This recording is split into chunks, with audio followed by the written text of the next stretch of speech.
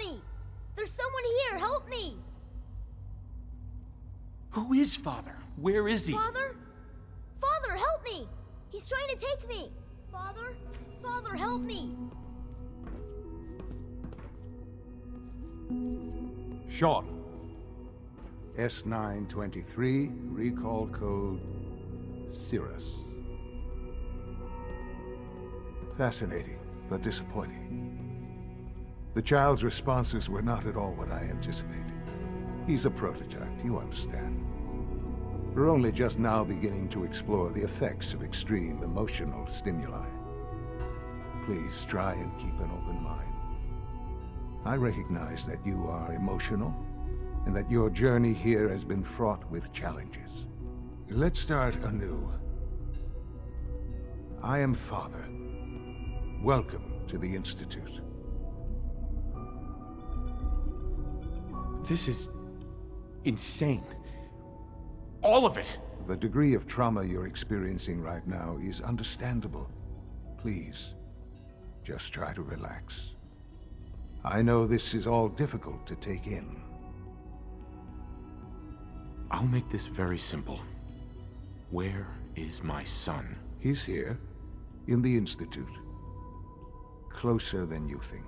But I need you to realize that this situation is far more complicated than you could have imagined. You have traveled very far. It's good to finally meet you. After all this time. It's me. I am Sean. I am your son. How is that even possible? I know this is a lot to take in. In the vault, you had no concept of the passage of time. You were released from your pod and went searching for the son you'd lost. But then you learned that your son was no longer an infant, but a 10-year-old boy. You believed that 10 years had passed. Is it really so hard to accept that it was not 10, but 60 years? That is the reality, and here I am. Raised by the Institute, and now its leader. They stole you. Kidnapped you. Wasn't right. Right, wrong, irrelevant. It was necessary. The Institute believed humanity's future depended on it. At that time, the year 2227, the Institute had made great strides in synth production. But it was never enough. Scientific curiosity and the goal of perfection drove them ever onward. What they wanted was the perfect machine. So they followed the best example thus far. The human being. Walking, talking, fully articulate, capable of anything.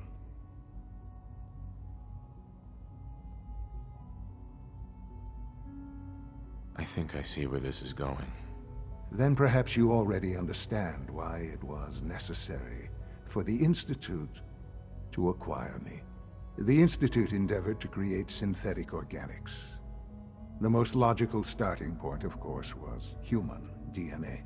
Plenty of that was available, of course, but it had all become corrupted.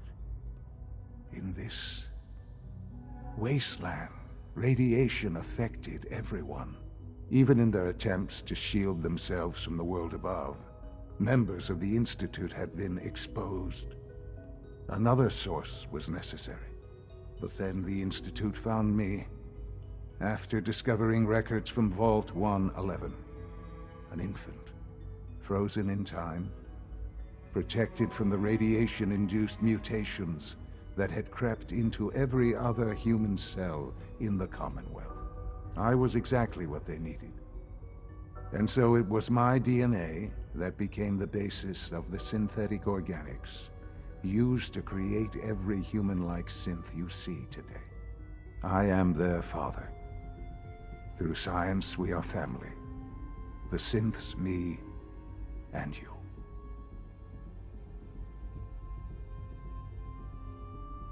"60 years. So much time.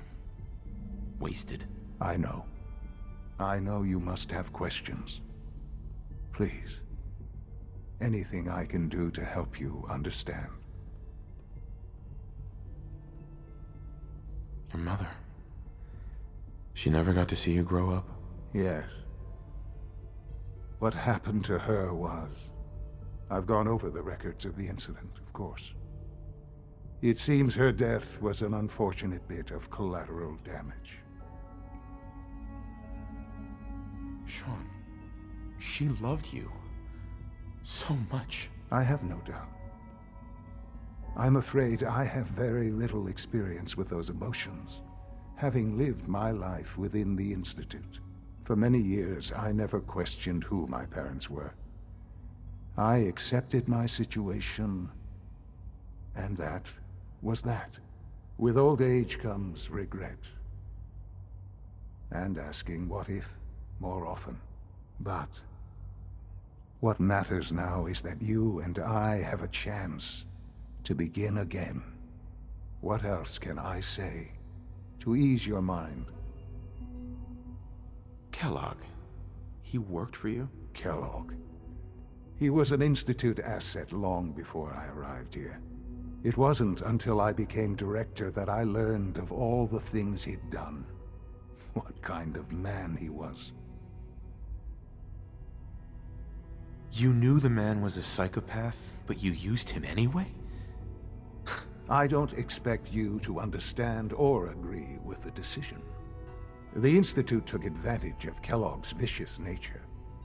I will freely admit that. Institute technology prolonged his life, and his usefulness far beyond any normal human lifespan.